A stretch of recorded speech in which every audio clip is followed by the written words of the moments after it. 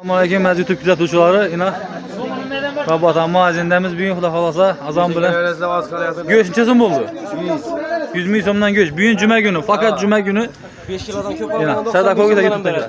5 kilodan 90 ming so'mmi? Seriozmi? 5 kilodan ko'p olsa 90 ming so'm. Ya mahalladoshlar hamma shuda. Ina Rustamon so'yib tutdi. Cuma mı yapıyorsun? Yorum ne dedin gene de? Peki koyutanın YouTube'a koyarım ona.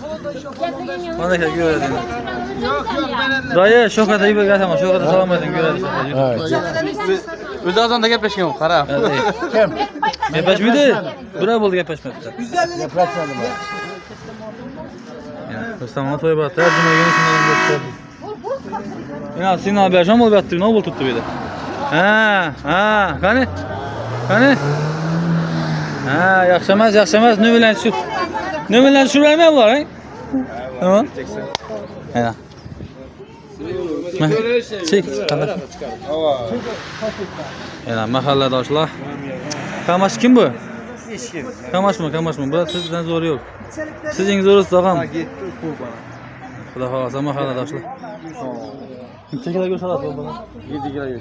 Ya manzil bundan kelaverişi Uçakçı güzel mahallada ötüp kelaverasizlar 12 lira oyna mektep bakçanında aziz dostlar.